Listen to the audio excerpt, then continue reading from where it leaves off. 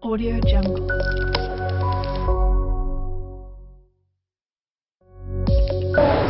Assalamualaikum warahmatullahi wabarakatuh. Apa kabar pemirsa? Saya Nefertari. Saya Valvianudin. Selamat datang di program The Inspirator. Pemirsa, tamu kita hari ini adalah seorang perempuan yang berprestasi, tak sekedar meraih prestasi untuk diri sendiri, tapi juga mencetuskan sebuah perubahan untuk hal yang baik dan bermanfaat. Betul sekali. Beliau murni menginspirasi prestasi dan perjuangannya bukan karena gimmick ataupun sensasi. Siapa tamu kita hari ini? Langsung saja kita sapa Ibu Lucy Rahmat. Ya. Halo Bu. Halo.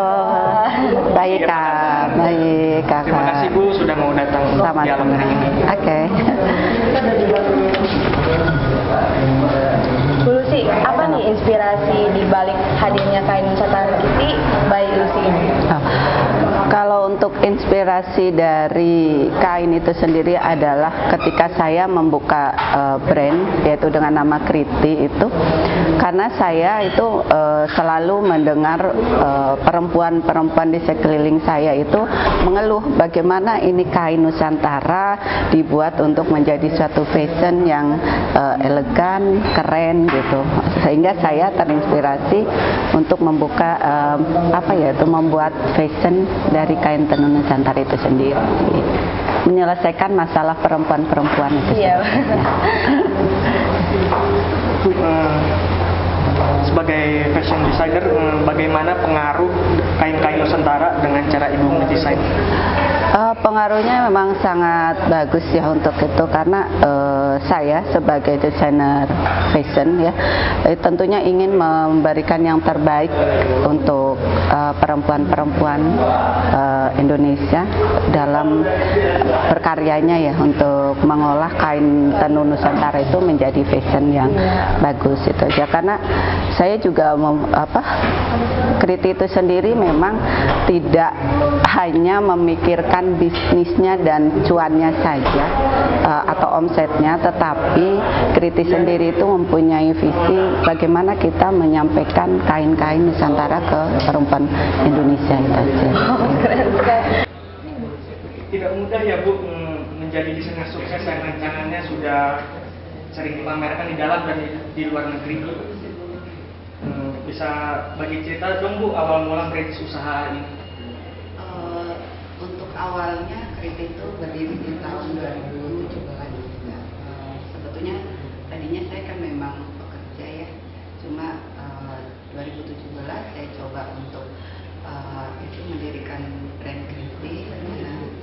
Ya itu tadi yang saya katakan, sering mendengar keluhan perempuan-perempuan kain, membeli kain tetapi tidak bisa merancangnya, sehingga saya coba untuk membuat fashion dari kain tenun Nusantara itu tahun 2017, dan saya coba terus-terusan untuk mendesain kain itu sendiri untuk menjadi perempuan itu memakainya luas terus pakaian, tetapi tidak mengubah original dari kain itu.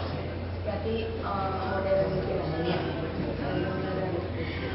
Bu sih, aku nanya ya, apa emang cita-cita ibu dari kecil atau gimana? Enggak, cita-cita saya dari kecil pengennya jadi penari daerah malah.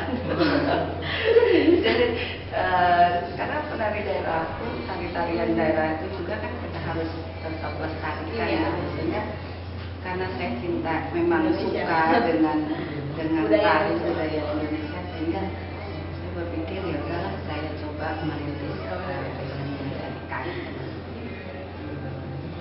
Ibu Lucy, karya desain Ibu ini apakah juga hasil Ibu traveling, Ibu mencari ide-ide, menyerap ide di daerah-daerah?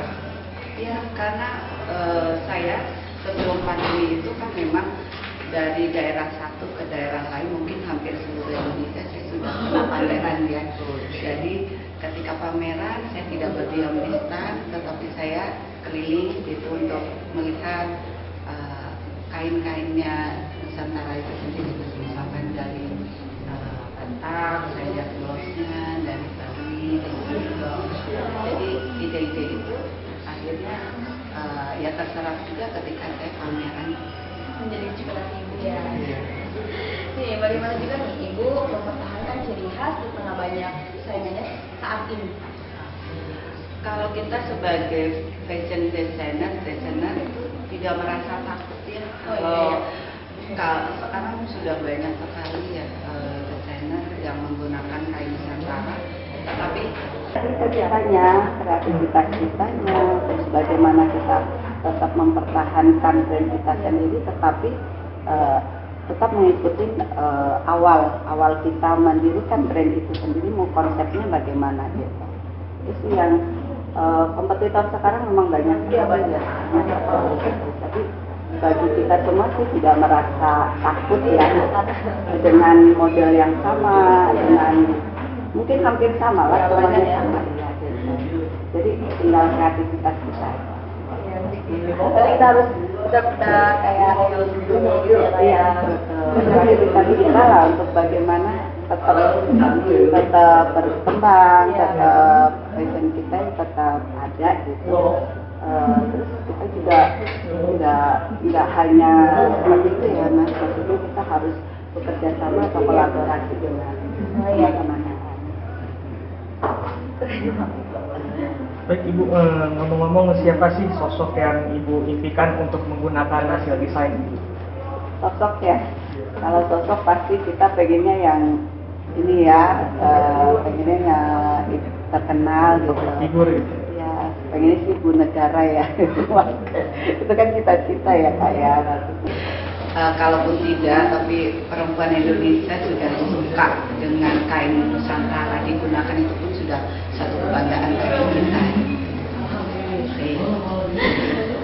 pemirsa, kerja keras dan kreatif itu selalu menghasilkan buah manis. Dan untuk mencapai titik sebuah kesuksesan tidak ada yang instan. Semuanya ini perlu diproses yang cukup panjang dan waktu yang kita lalui. Jadi jangan pernah mikir kalau mau sukses itu cuma lewat jalan yang instan. Perlu ada pengorbanan baik, waktu, dan materi. Intinya tetap berusaha dan bahkan demi mencapai keinginan yang kita mau. Tetaplah bersama kami.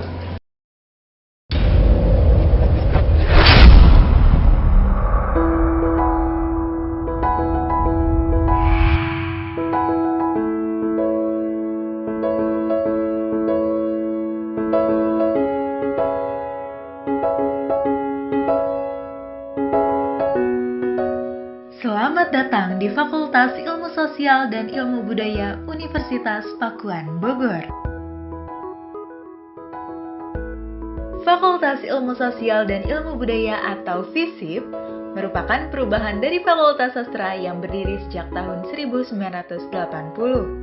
Seiring dengan tantangan dan kebutuhan ilmiah dalam pengembangan fakultas di masa depan, tahun 2012 Fakultas Sastra berganti nama menjadi Fakultas Ilmu Sosial dan Ilmu Budaya. Pengembangan sistem pendidikan terus dilakukan di Fakultas Ilmu Sosial dan Ilmu Budaya guna tercapainya visi Universitas Pakuan yang unggul, mandiri, dan berkarakter. FISIP memiliki 4 program studi yaitu Program Studi Sastra Inggris, Program Studi Sastra Indonesia, Program Studi Sastra Jepang, dan Program Studi Ilmu Komunikasi. Lingkungan akademisi ini didukung oleh tenaga kependidikan dan pendidik profesional yang memiliki kualifikasi akademik dan latar belakang pendidikan sesuai dengan tugasnya. Sejak tahun 2007, FISIP bekerja sama dengan Direktorat Jenderal Pendidikan Tinggi menerima program Dharma Siswa dengan peserta mahasiswa asing dari berbagai negara.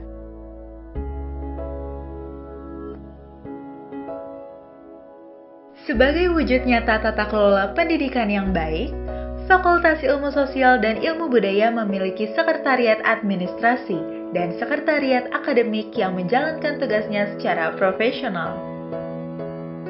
Didukung dengan sistem informasi akademik atau SIMAK yang terintegrasi, mahasiswa mendapatkan kemudahan dalam memperoleh informasi akademik.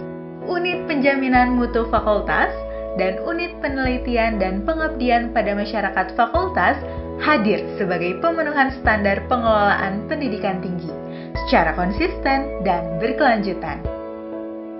Lingkungan Fakultas Ilmu Sosial dan Ilmu Budaya yang bersih dan asri dilengkapi dengan fasilitas-fasilitas untuk menunjang kegiatan belajar mengajar.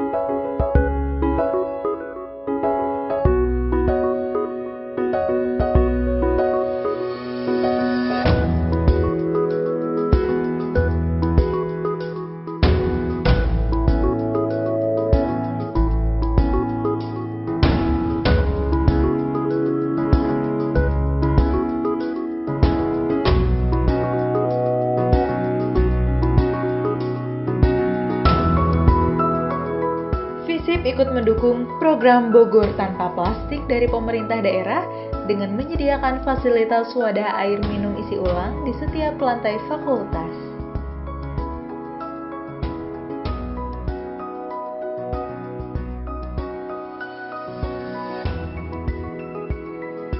Lingkungan pendidikan yang nyaman didukung dengan fasilitas sistem keamanan di berbagai sudut ruang. Dalam mengembangkan dan menghasilkan prestasi mahasiswa di bidang akademis, FISIP juga memiliki fasilitas berbagai laboratorium yang menunjang seperti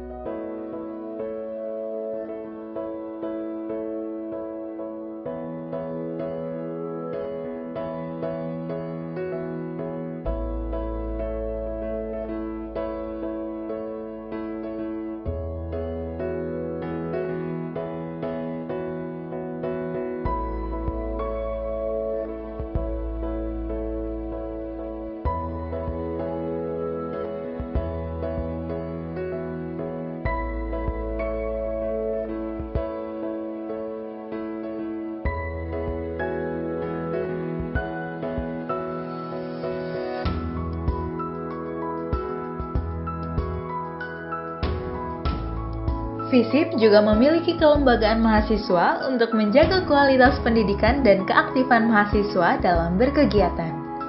Kelembagaan mahasiswa FISIP terdiri dari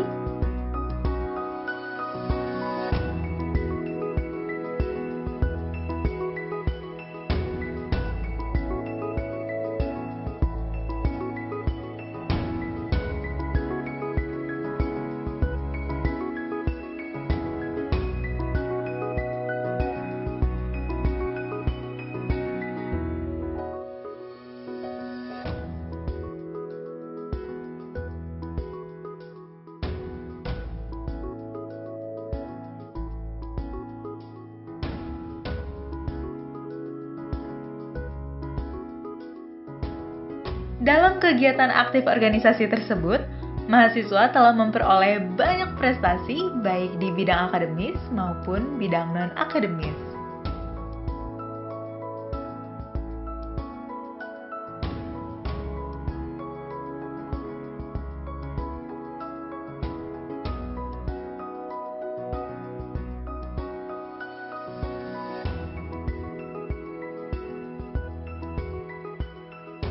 Sebagai bentuk pengabdian terhadap stakeholder, Visi Pakuan terus aktif melakukan kegiatan seminar, juga kerjasama dengan pemerintah demi memperluas wawasan dan jaringan dalam dunia pendidikan.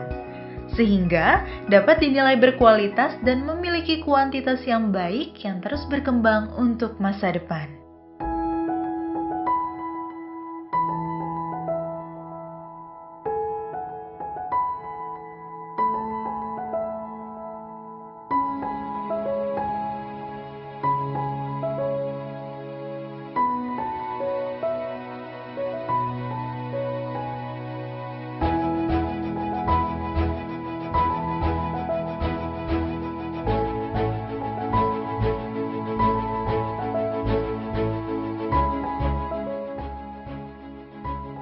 Mengedepankan visi Universitas Pakuan, unggul, mandiri, dan berkarakter, FISIP mempersiapkan lulusan yang mampu bersaing di era revolusi industri 4.0. Dengan kompetensi global dan kemampuan beradaptasi dengan teknologi informasi yang berkembang begitu pesat, dan sumber-sumber belajar yang begitu mudah diperoleh.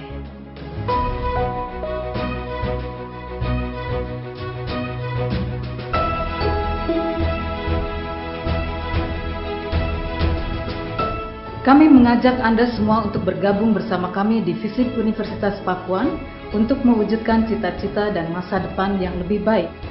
FISIP!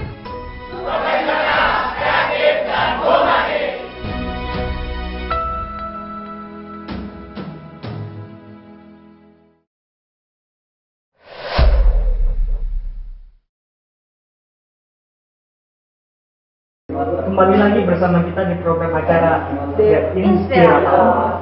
Baik nih Ibu, kita lanjutkan ya diskusi kita. Bagaimana nih Ibu bisa bertahan di tengah pandemi yang masih ada hingga saat ini tuh? Pandemi itu sebetulnya kan tidak menyerang satu orang saja ya. Itu kan menyerang semuanya dari atas sampai ke bawah ya. Yang membuat orang pasti down ya. Begitu juga dengan saya, dengan produk 3D yang tadinya terus-terusan pameran, karena memang 3D itu kan memang pameran ya. Pameran dari satu daerah ke daerah.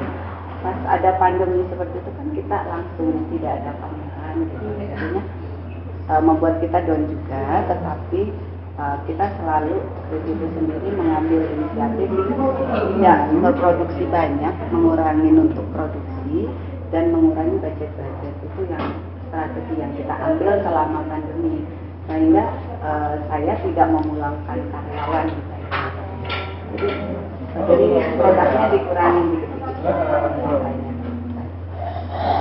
Selanjutnya Bu, apa saja sih strategi Ibu dalam mengembangkan brand Ibu ini agar kedepannya menjadi brand secara global? Strateginya karena saat ini kan pandemi tidak ada pameran ya, akhirnya saya mencoba untuk penjualannya melalui online gitu. Melalui online misalkan saya itu dengan promosi melalui sosial media, dari IG-nya, dari Facebook Ads-nya, dari TikTok, semuanya kita jalani karena memang pameran belum ada gitu. Kita harus benar-benar bisa merubah dari offline menjadi online.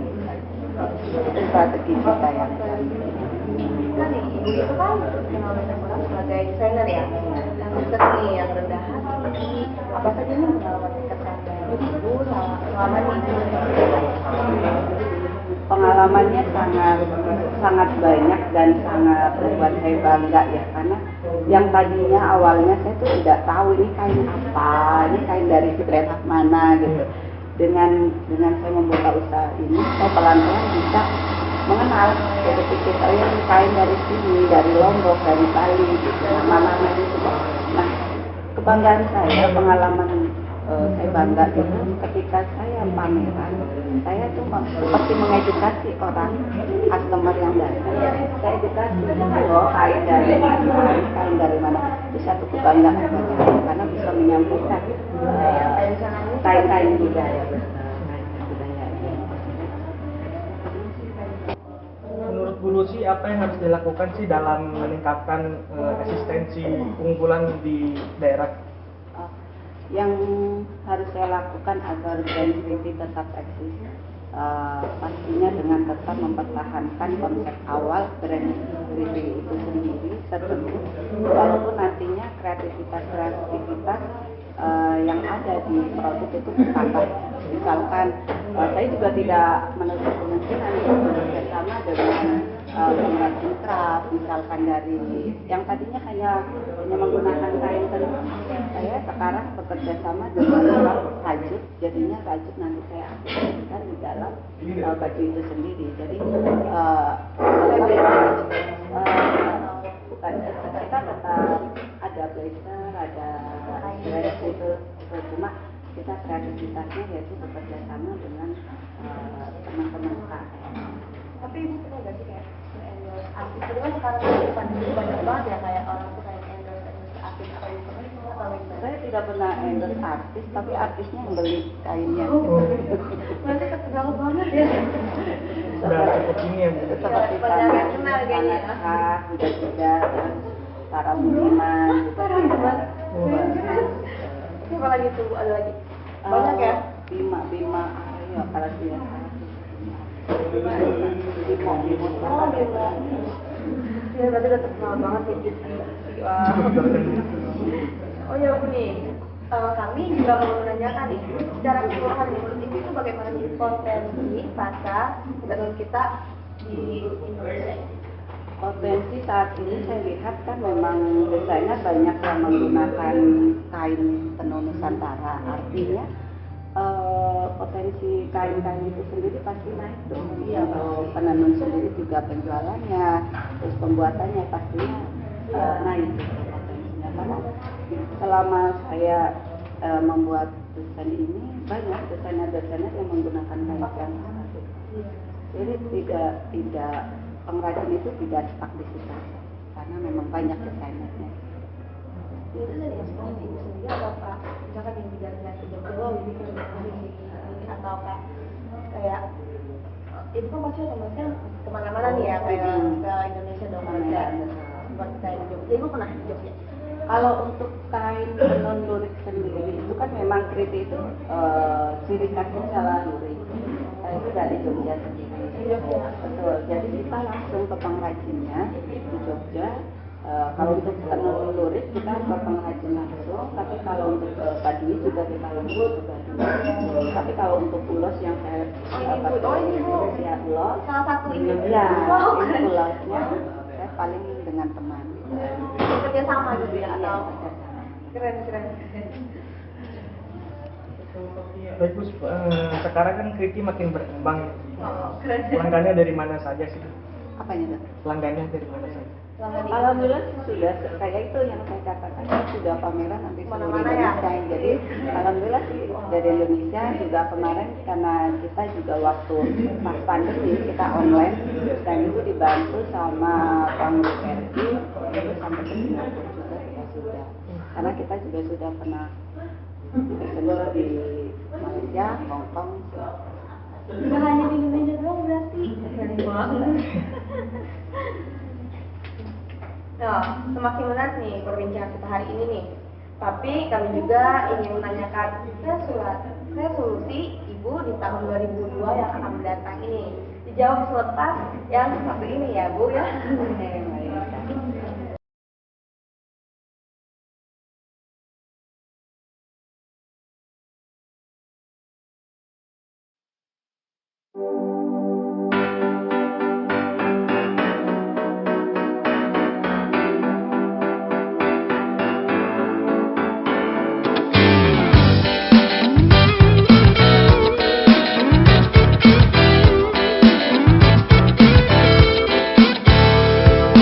Indahnya lampa jajaran membuatku terkagum dan terpukau dengan gunung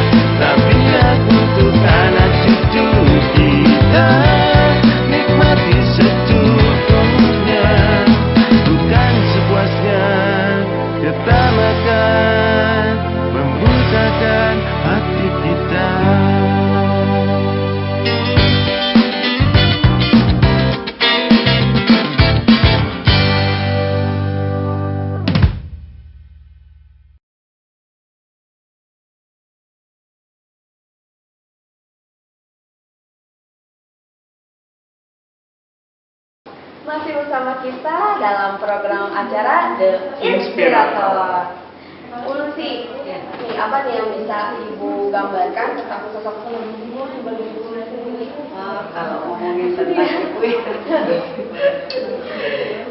ibu pastinya kan sosok yang tidak bisa digantikan dengan apapun ya. Jadinya nggak ada habisnya kalau untuk diceritakan sosok ibu itu sendiri. Segalanya ya. Betul karena ibu itu bagi saya adalah penguat ketika saya jatuh, saya naik gitu ya. Jadi betul makanya apa ya? Saya sih hanya menyampaikan cinta ibu, sayang ibu ketika ibu masih ada gitu, karena di tahun 2001 ini berat bagi saya karena apa ya? Di saat pandemi terus ibu saya juga tidak ada gitu di tahun ini. Ya betul. Jadinya saya hanya pesan ke semuanya itu cintai ibu, sayang ibu. Dan kalian jangan sampai kalian. Nah, saya itu ibu kalian semua, jangan pernah sia-siain ilmu tua, apalagi ibu. Karena kalian kalau kehilangan sosok ibu, dia itu satu hancur, gitu ya. Ya betul. Segalanya tuh orang galak-galaknya. Betul. Ya namanya kita ya punya saat kita jatuh, selalu sama ini ya. Baik Bu Lucy, siapa saja sih orang-orang hebat di balik perjalanan karir Ibu hingga saat ini? Yang pasti ibu saya, karena ibu waktu itu kan tinggal dengan Kiai. Beliau yang menguatkan saya dari nol. Jadinya itu ibu saya dan anak-anak saya pastinya, tim saya ya, tim saya waktu dari tahun 2017 sampai sekarang. Iya, timnya memang sangat-sangat solid. Ada yang di belakang saya, jadi ketika saya bergerak sedikit, anak-anak tim juga mengerti. Ya, itu juga mempromosikan semua juga tidak lari dari saya ketika pandemi kemarin kan produk sedikit. Ya pasti ya. Iya. Kita sampai kemana-mana style di luar. Jadi anak tim itu tidak meninggalkan saya, itu yang bukan miliknya. Karena kan cuma ada yang Betul. Mencari pekerjaan iya lain. benar. Tapi tetap style nih. Saya betul. Alhamdulillah ya Bu ya. Alhamdulillah. Oh ya Bu, apa nih resolusi Ibu itu di tahun 2000 nanti yang akan datang? 2022 yang akan datang. Resolusi itu Kalau untuk resolusinya yaitu menjadikan brand Kriti itu go nasional, kuat, pastinya go internasional. Yang pasti sih kepengen ya lebih dikenal oleh masyarakat bahwa Kriti itu memang mempunyai visi dan misinya mengembangkan kain-kain dan mempertahankan kain Nusantara. karena kan ada semakin lama tahun berikut karena ada yang lupa ya apalagi zaman sekarang juga kan terus dengan iya kayak kok kalau kamu pakai batik kok ini kayak orang apa harusnya kan sebenarnya itu kan kita itu kan kayak harus keluar daya kita ternyata di Indonesia sebenarnya banyak gitu ya kan pengennya sih kan kebanyakan sih zaman kemarin tuh orang itu kayak dia tuh ngikutin brand-brand luar negeri ya bagi Indonesia sebagai anak Indonesia gitu ya kita harus bangga kalau Indonesia itu sebenarnya banyak budaya banyak kayak Indonesia kayak Bandung pun ada gitu ya Budayanya pun beragam. betul ya menjadikan icon fashion yang menggunakan kain Nusantara. Pengennya si anak muda ya harus bangga harus karena kan kita ya dari Bandung itu tuh emang ini juga jadi luar jadi kayak zaman sekarang itu benar kayak zaman sekarang kayak pokoknya dia tuh sepasang ada berarti sekarang tuh orang semua kayak kan sama gini tuh kayak orang tuh kayak apa sih udah bagus nih padahal kan ya udah Bang sih, makanya mudah-mudahan di tahun 2022 juga Kriti itu bisa menjangkau anak-anak muda karena kebetulan Kriti memang sudah menutup kemungkinan berkolaborasi dengan teman-teman yang lain gitu, UKM-UKM yang lainnya gitu. Sekarang kita bekerja sama, mudah-mudahan di tahun 2022 ini lancar bekerja samanya itu dengan teman-teman difabel yang memang membantu, tapi membantu yang meminta yang bukan biasanya batikan bunga. Iya, banyak ya selalu bunga gitu ya. Aspeknya yang kontemporer. Itu kayak gimana sebenarnya? Yang tidak ada bentuk. Gitu. Jadi tapi menggunakan batik ya. Dari alatnya juga sih. Iya, tapi maksudnya kayak enggak kan emang ciri khas batik itu selalu kayak bunganya, betul selalu bunga. Jadi kayak kalau orang tua lagi, ini lo baju batik, baju biru kayak Natal, hari yang berdahulu, ibaratnya selalu kayak gitu kan. Sebelumnya bagaimana sih cara mengatur waktu ibu, mengatur bisnis ibu dengan keluarga? Karena memang ini usaha sendiri, kebetulan juga saya kan rumah terus sama produksi itu dekat. Oh, dekat. Oh. Jadinya Nggak terlalu jauh jadi enggak, cuma jalan kaki saja. Jadinya waktunya tuh memang banyak. Ya, berarti berapa kayak tetangga gitu dong, berarti tetanggaan apa berapa Beda 2 tahun. 2 tahun berapa? Oh ya nih, belum sini aku boleh bertanya lagi kan ya. Aku pengen nanya nih, itu masuk. Itu nih, kira-kira nih tahun depan desain seperti apa nih yang bakal ibu keluarkan atau ibu launching? Itu tadi tahun 2022 kalau insya Allah sih kita bekerja sama yang tadinya Kriti hanya menggunakan kain tenun seperti ini, mungkin nanti ada aksennya, mungkin ada rajutan atau sulam yang bekerja sama dengan teman-teman craft lainnya. Dan yang tadinya saya tidak ke anak muda, saya kemungkinan ke anak muda yaitu kaosnya nanti saya ada tempelan perca Nusantara. Oke, udah boleh itu percaya itu dengan tangan tenun atau kayak apa sih kan kata sekarang tuh kan kayak kayak sabun gitu. Oh, enggak. Kalau sabun, berarti dari sendiri ya? Perca itu kan sisa-sisa kain. Jadi Sisa-sisa kain tenun itu kan saya benar, lebih baik kita juga lagi ya. harus zero waste dong, harus kembali Iya, lagi. Jadi tidak boleh membuang limbah. Iya, benar. Kan lama jadinya potongan-potongan kain itu nanti kita akan tempelkan di kaos dan itu udah itu. Tapi mudah-mudahan memang tahun depan. Aku berenang nih, aku penasaran banget nih Bu. Kan ibu kan dari 2017 ya? Iya. Dari 2017 sampai sekarang ya, alhamdulillah sekarang banyak yang maksudnya ada yang belum nikah dan berarti ibu hebat, ibu tahan. Jadi selama itu nih Bu nih, saya mau nanya nih, apa baju apa nih yang selalu laris apa sih? Terlaris banyak orang minat gitu ya. Baju-bajunya itu baju yang kayak gimana gitu? Saya apa gitu? yang paling disukai itu biasanya blazer. Blazer ya? Blazer banyak karena kebanyakan blazer itu kan kayak masuk ke unisex ya, laki-laki bisa, perempuan bisa gitu. Tapi saya mengaplikasikan tenun baduy, saya campur-campur, bukan hanya tenun baduy saja, tapi lurik, tenun baduy, tenun ulos, saya campur semuanya dalam satu baju. Keren sekali. Yang terakhir, apa prosesnya nih?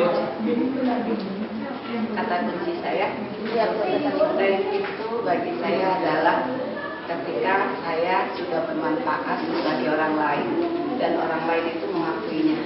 Itu kunci. Oh, berarti ya Karena bermanfaat. Ada kayak pengen mengembangkan sebuah tenunan gitu ya. Khususnya apalagi kan sekarang itu katanya tadi banyak nih artis mau beli sama ini otomatis kan kayak mereka mau promosikan gimana ya, saya juga baginya di Ibu Lucy dengan alamat muslim sendiri sama itu kan mempromosikan ibu kan, berarti keren banget ya. Baik nih Ibu Lucy, terima kasih banget nih telah hadir di acara. Semoga Terima kasih kakak juga. Nah, pemirsa, Anda ingin menjadi pengusaha di usia muda, Ibu Lucy Rahmat nih hari ini memberikan catatan kepada kita bahwa pengusaha itu selalu mencari perubahan, meresponkan dan sebagai peluang. Betul banget. Terus semangat kejar mimpimu, tidak perlu terburu-buru. Fokus lakukan satu langkah kecil secara konsisten. Saya Palvianudin. Saya Nefertari. Semoga perbincangan ini bermanfaat nih untuk pemirsa semua yang menonton. Salam inspirasi dan sampai jumpa.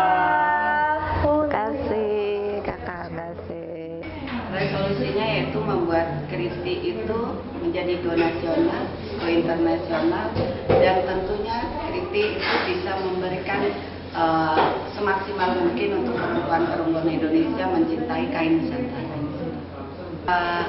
Saya sampaikan, wahai perempuan-perempuan Indonesia yang hebat, jangan merasa terpuruk ketika kita jatuh, jangan merasa terus-menerus sakit ketika kita tidak mencapai apa yang kita harapkan.